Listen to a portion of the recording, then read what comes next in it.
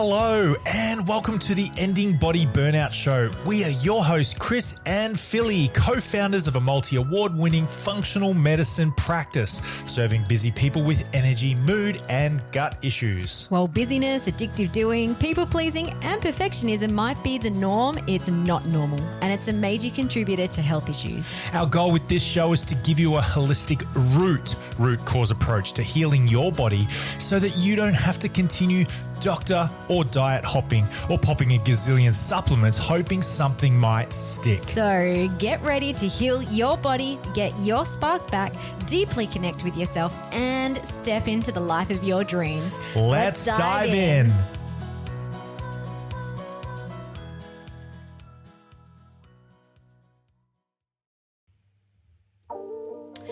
All right, guys, we're super excited to have you for this episode. Today is a Connect the Dots episode. And in these Connect the Dots episodes, what we do is we take a listener's case and we put our detective hats on and we connect the dots between your health and your symptoms, and we identify potential body, mind, environment, root causes, and we suggest best lab tests to confirm imbalances. In today's episode specifically, we're digging into a complex case around chronic fatigue, fibromyalgia, and chronic migraines post-physical stresses like injuries and glandular fever, as well as some chronic mental, emotional stresses. So thank you so much to Donna, our listener, for sending in your case so that we can investigate this publicly on our podcast. If you would like to have your own case reviewed on a Connect the Dots episode, go to the show notes down below, click the application form in the link and send us your case. Or you can start your own journey for real by booking in for a Connect the Dots initial consults. Just have a look down below in the show notes. Awesome. So before we jump into today's episode, just this episode, especially these Connect the Dots ones, are just for informational, educational purposes only. They don't replace having an official consult with myself or Chris or any other medical doctor or natural medicine practitioner. So what we discussed today doesn't come from a place of advice giving. It's not health advice or medical advice. It would be irresponsible of us to do that on the podcast. So these Connect the Dots episodes are coming more from a place of, hey, let's have a look at a new perspective. What are some things that you might not have tried yet when it comes to a specific condition or combination of body burnout symptoms?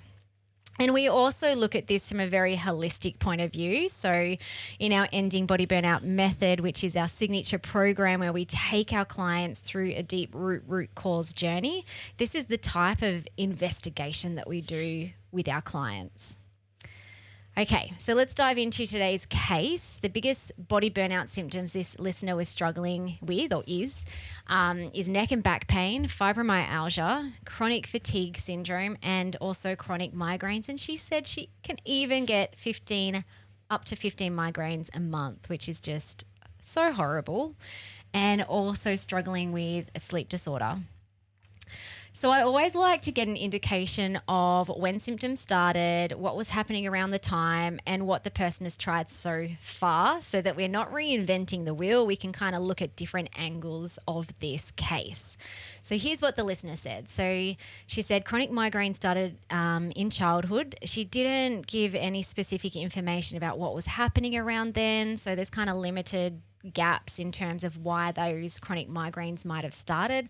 I'm curious as to whether there was a lot of stress, maybe the environment felt like walking on eggshells, bullying at school, or maybe there might be some food sensitivities happening as well.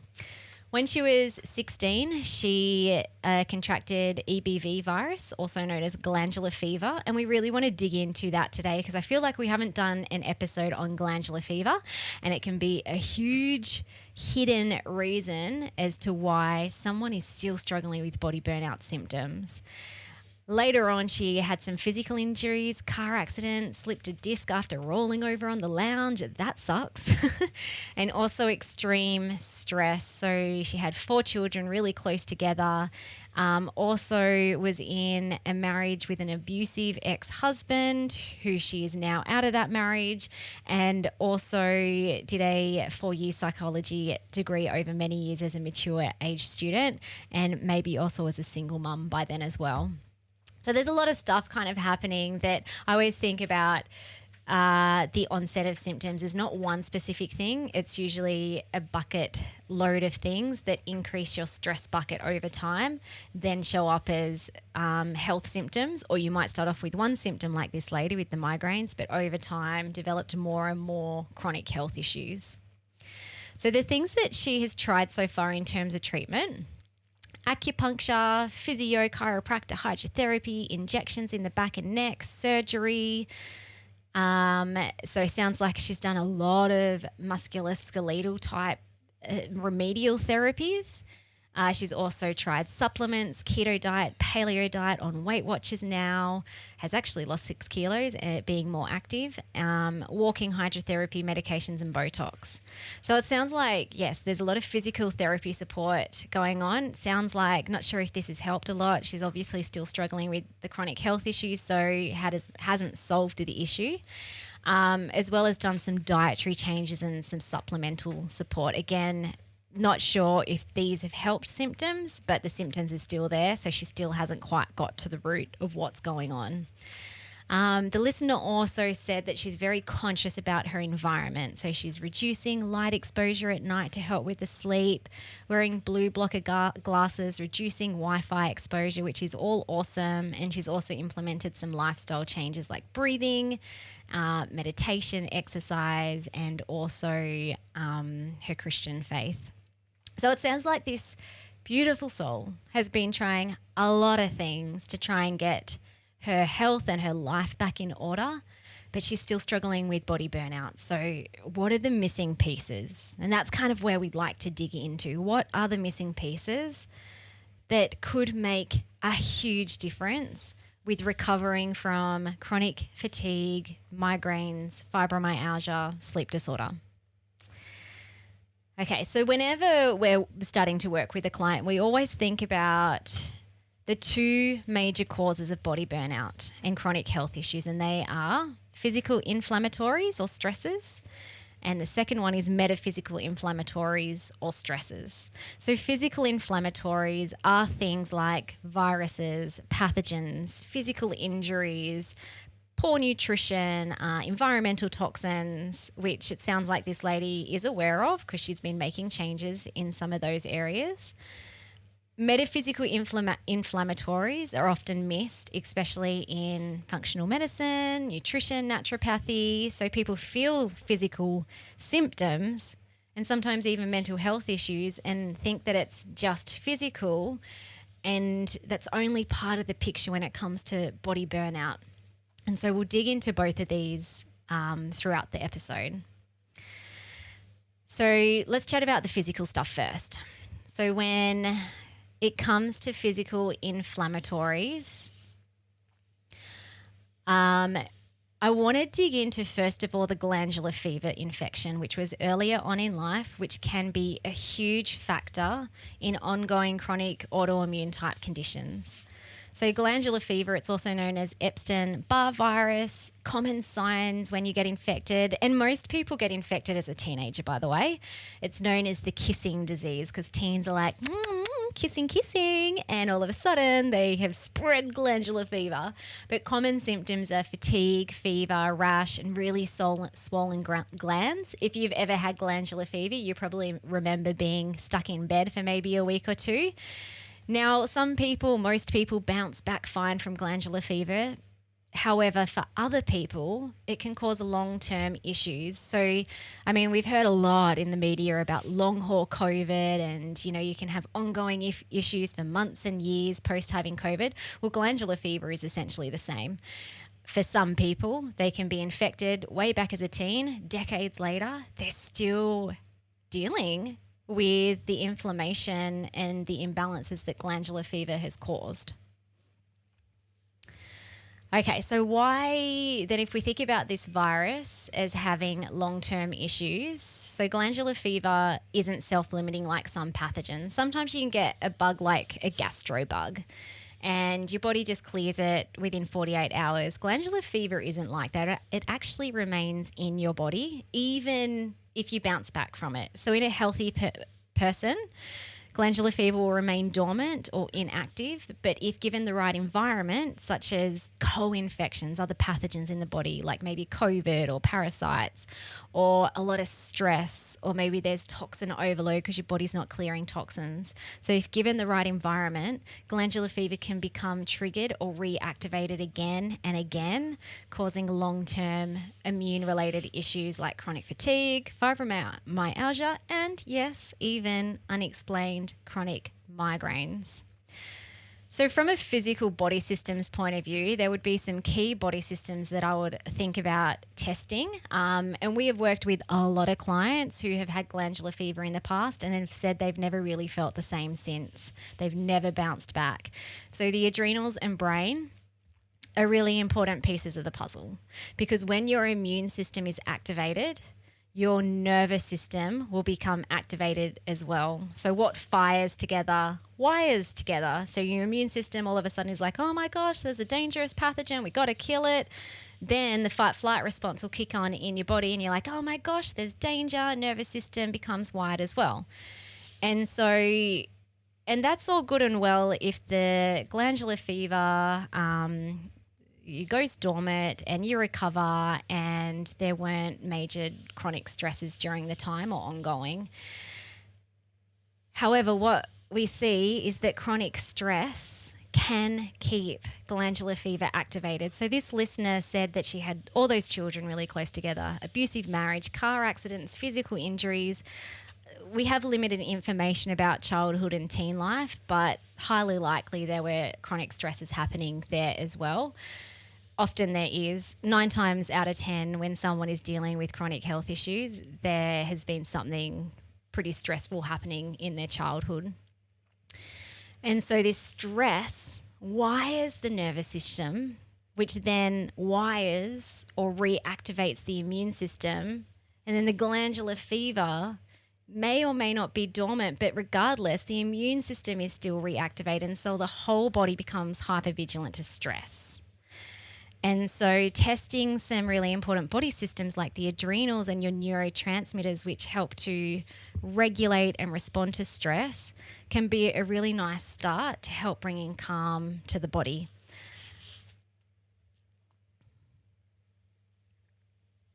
Okay, so then we've got the mitochondria. So the mitochondria are little organelles that live inside your muscle tissue and they convert food into energy. So if the mitochondria aren't working very well, then people get fatigued because you can't convert food into energy very effectively.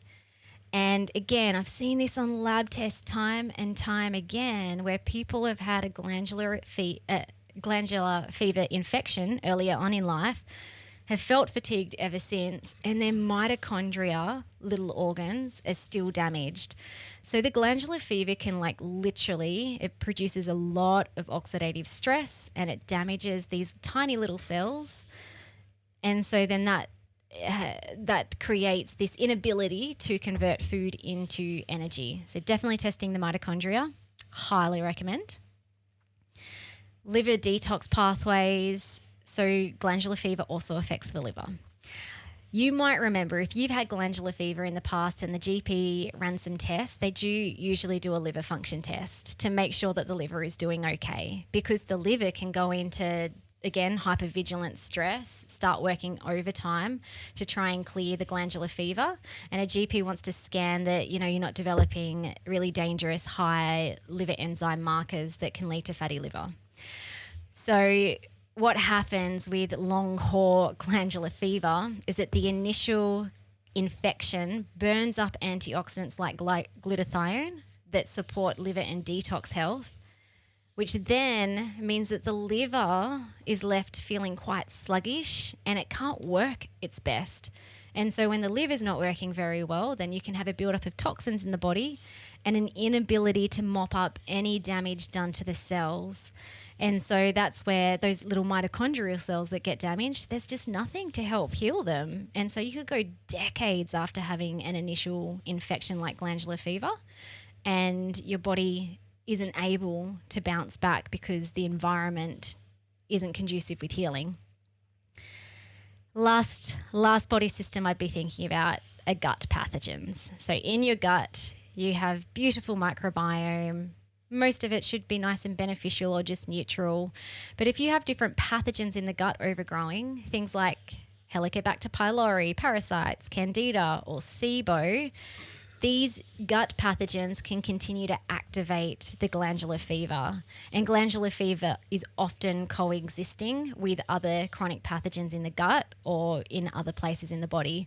And so it can't stay dormant. It's kind of always activated when you've got other dysbiotic pathogens in your system. So I'd definitely be doing, depending on someone's presentation, maybe a complete microbiome mapping stool test or maybe even a SIBO breath test.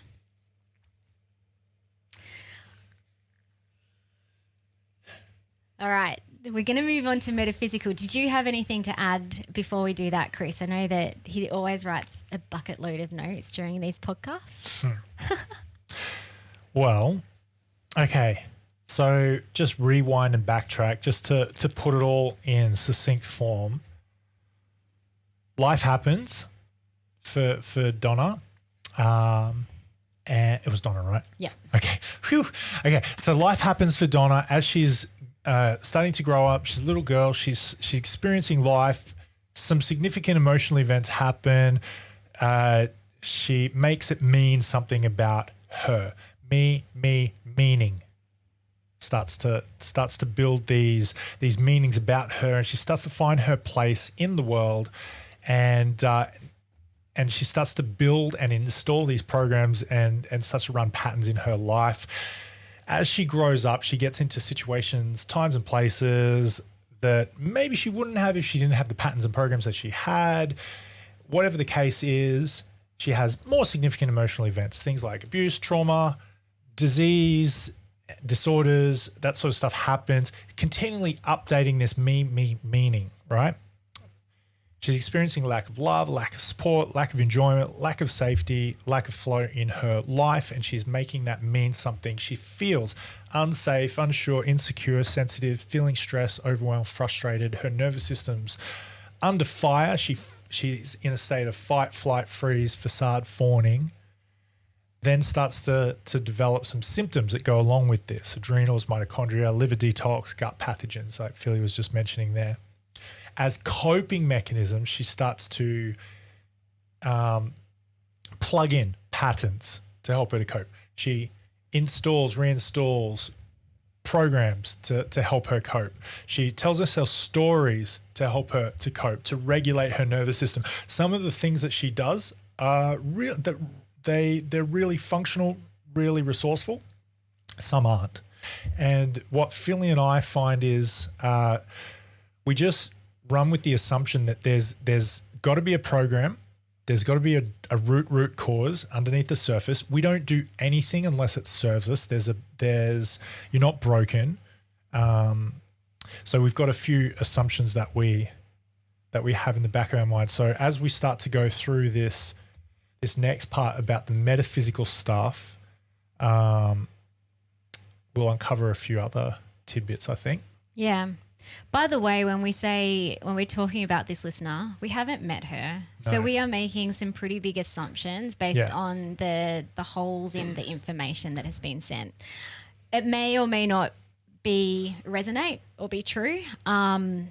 That's where actually sitting down and having an actual connect the dots consult could be like, oh, does this resonate? Does this fall? Oh, okay, that doesn't. All right, maybe it might be the issue is over here.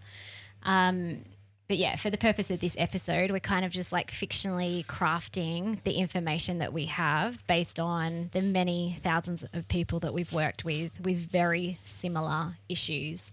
And the cool thing is, sometimes it can feel really confusing and like there's no hope because you've tried a bunch of things and you don't get better. the cool thing is that the body can only break down or burn out in so many ways. I just chatted about some of those body systems. But then also the nervous system and deeper unconscious baggage can only burn out, break down, become imbalanced in so many ways as well.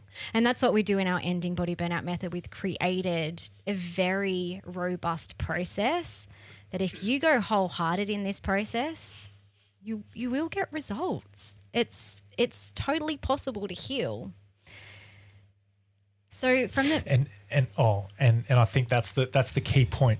What you just said there, it's totally possible to heal. Possible to heal. Sometimes you can. What did Donna do? She was doing supplements, diets, ice showers, breath work, etc. You know, in and of themselves, they don't. I mean, we do that. But sometimes those are natural suppression or band-aids that just cover it up or cope or help you to manage the symptoms. So although they're natural, sometimes they're just a form of management and it's not quite getting to the root cause of things. Yeah. So that's why we are always looking at the physical. So yeah, what type of healing diets or targeted lab-based supplements can support the physical healing? But if only that is done, then you're missing a whole piece of your body. And body isn't just physical, it's mental, emotional, it's unconscious, it's energetic, it's nervous system. Spiritual. You're missing this whole other piece where for so many people, healing isn't possible when they're not tapping down into the deeper layers of our body. So talking about the metaphysical, Chris mentioned patterns, programmings, kind of touched on beliefs. I wanted to dial in a bit more specifically around what I said before, what fires together, wires together. So if we look back at glandular fever and also the combination of chronic stresses that cause the immune system and nervous system to wire together over time. So specifically in this case, when this happens, the body burnout conditions like chronic fatigue, fibromyalgia, sleep disorders, migraines are no longer just physical. As in the symptoms aren't just in the physical body. And that makes a lot of sense for anyone who struggles with fibromyalgia. I am sure you have gone to a bunch of doctors, specialists, physios, massage therapists, where they're like, we can't find anything on scans. It's not actually in your body, but you're feeling it in your body. Same with headaches and migraines. The pain actually isn't because all of a sudden you got a knock to the head and now you've got a sore head. You would have a sore head if you got knocked to the head. But if it's chronic, it's not just it's not physically in your body, which is not something that we hear a lot. And this will change your whole ability to heal when you understand this. So physical symptoms are actually in the brain. And by the brain, I'm also talking about the nervous system and the unconscious mind because it's all connected. And so specifically, pain is actually in your neural pathways. So let's just say that this woman got infected by glandular fever as a teen. And there were also stressful things happening at the time. Maybe there were friendship problems or school performance pressure or even just the stress from being bedbound as a kid with glandular fever. Pretty sure there were probably, Chris mentioned, patterns and programmings and self-limiting beliefs being created as a kid. So a bunch of stresses at the same time as glandular fever being infected with. So the immune system is heightened, but so too is the nervous system because there's a pathogen the body's fighting off, plus there's also stress. And sometimes it can just be the stress of having an infection. So when these wire together, it actually creates neural pathways that continue to get triggered due to chronic stress. So you might get infected by glandular fever or some other pathogen. That may actually calm down and even lay dormant. But every time you experience stress, the brain fires the neural pathway that triggers the pain in the body. So, for example, this lady also in her notes said she does live a pretty overwhelmed life. She feels overwhelmed. She's rushing all the time. She's overdoing, worrying, feeling anxious. So if this is your state of being, something that might have happened decades ago that created a neural pathway that when you're stressed, when you're anxious, when you're rushing, when you're overdoing, when you're worrying, the trigger is pain in the body, whether that's body pain, migraines, exhaustion. That's so important to know, people. So important to know, because you can't fix that with a supplement or a diet. It can definitely help. So if someone has adrenal fatigue and we use some lovely adaptogenic herbs just to calm their system down, yeah, it's going to help, but it's not going to change those neural pathways. For example, what's your role in the mess? You live a pretty overwhelming life. What's your role in that? What's your part in that? If you play the victim card and you wave that white flag and you just say, I surrender, I'm the victim here. This is of no result of my, no, what's the word I'm looking for? No fault of mine. This is happening to me. You probably won't see the lesson in it, but if you can just find out, I live a pretty overwhelming life. Okay, why are you choosing to be overwhelmed? Oh, sometimes that's just like, wait, what? But ask yourself that, like, why do you choose that? What's got you here? How can you take responsibility for putting yourself into this situation in the first place? Stress is largely in the head, felt in the body, almost always your choice. If not always. So when the body feels pain, or pain is beautiful. Pain is there, like from an evolution point of view, to alert us to danger. Thank you, pain. Thank you, pain. So that we can return back to safety. So you get stressed for whatever reason. You're kind of like blind to that because you're just running patterns. Then you're like so bewildered as to why you're chronically fatigued, migraines, gut issues, PMS, fibromyalgia, whatever it is. But the pain is there to alert us of danger. And often, like, it's not just physical danger in terms of a pathogen. It's usually something deeper in the unconscious where you're not actually feeling safe at an identity level to be you and to be here on this planet. Meaning. Yeah. So people get stuck. They get stuck in these chronic symptoms of body burnout because they think it's physical. It's physically felt in the body. And so they try to approach the issues physically, supplements, diets, rehab, Botox, medication, whatever it is, surgeries. And they don't realize or understand that neural pathways are also involved. And then the deeper things that actually cause those neural pathways in the first place. And if they do, not many people really know how to turn the neural pathways off. It seems a bit mystical, a bit confusing,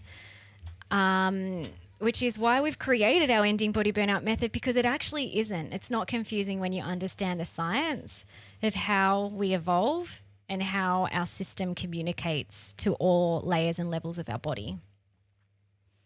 And it can seem like hard work until you take the handbrake off, you stop holding yourself back, and then you get into flow and it just starts happening.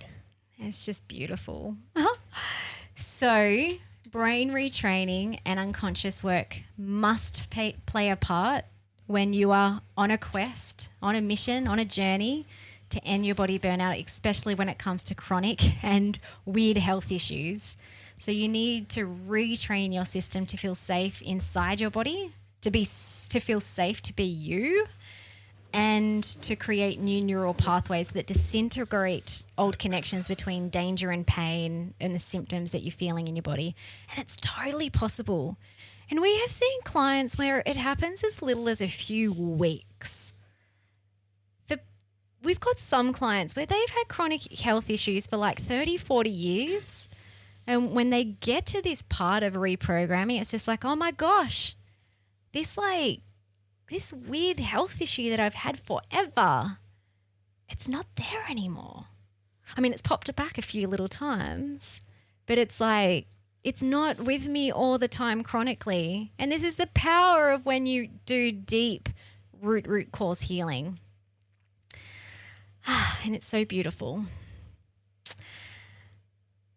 Okay, so maybe just to finish off the episode, because people are probably like, yeah, sounds great, but how do I do it? Well, we're not disregarding the physical healing. That is what we do in our practice as well. We're lab testing, we're offering targeted supplement, beautiful natural medicine support, healing diets if necessary. But a big part of what we do is unconscious healing work, because the unconscious is controlling everything. So just in terms of these neural pathways, just some little tips, I guess, that you can start thinking about in terms of, well, how do I know, or how do I start breaking down these neural pathways? So next time you experience a symptom and it's flared up, I would first be aware of the triggers that cause that, and always try to go beyond the physical. So I used to struggle with histamine intolerance, and the symptoms would always show up after eating and sometimes be there for like hours. It was really annoying. But my brain always, because I felt it physically, my brain always thought, it's the food I'm eating. But the weird thing is it wasn't always after food. It was only sometimes. And also, even if I ate a low histamine meal, I still got the symptoms. So that's where I started cluing on that it's like, this isn't just physical. This doesn't, like, yes, it feels physical in my body, but there's something else going on. So then I started getting curious. I'm like, what are the triggers? If it's not food, I'm just going to put that out of my head that it is a food trigger. What is it? What else has happened before the symptoms flared up, or even during that day, or maybe even the day before, that has wired my nervous system and caused my immune system to release a whole bunch of histamines? And so you might actually start noticing when you're getting really curious and just really vulnerable with your patterns, it's like, far out, yeah, I did get like stressed out about that email that was sent to me, or the way that my partner spoke to me, or my child had a tantrum and I felt feelings of guilt that I wasn't a good enough mother. It often, like almost always, comes back to deeper thoughts and feelings that you have about yourself. Wires your nervous system, and then it wires your immune system. So when you can start becoming aware of that, then you have more control and you have more choice. Because then you're like, I'm seeing where this is coming from. I'm seeing the trigger that causes the pain in the body. Now what can I do about that? Now, I mean, we take people through a whole very thorough process, but something really simple that you could just start trying. It might end up being a Band-Aid approach if you haven't really got to reprogramming unconscious core beliefs that you have about yourself. But something that you can start doing to start shifting the nervous system and immune system is, next time you feel that symptom flare up, we love anchoring.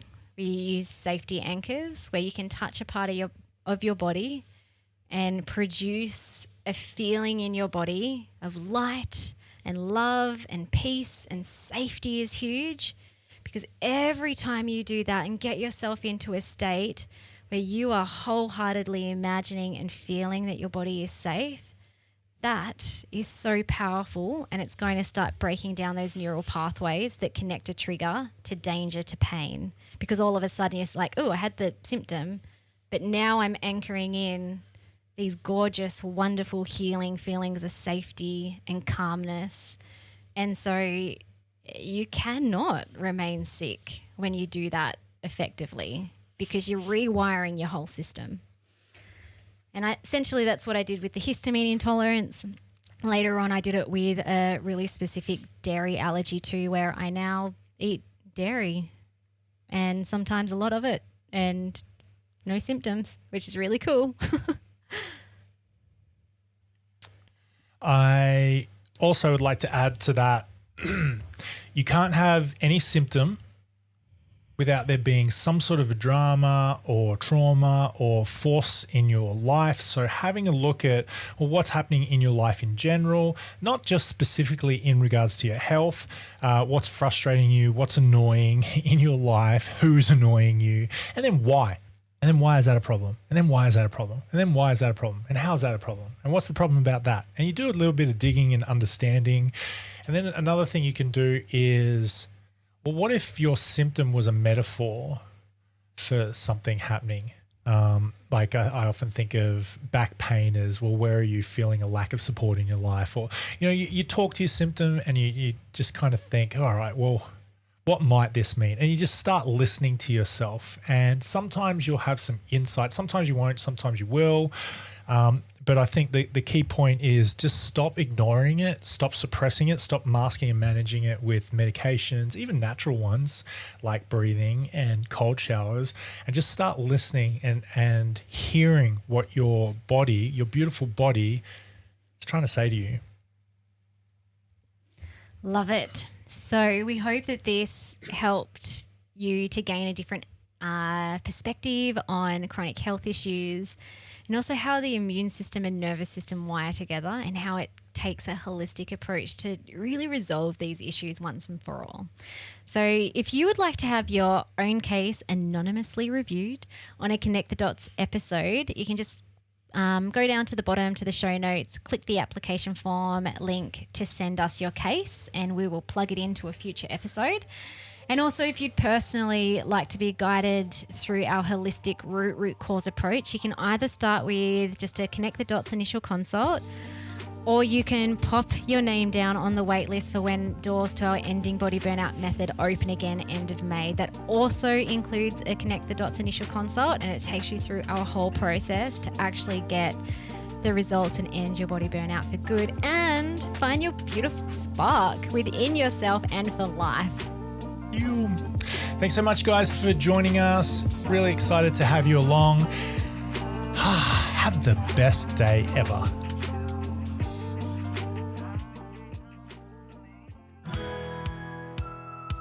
Thank you so much for listening. We so appreciate you.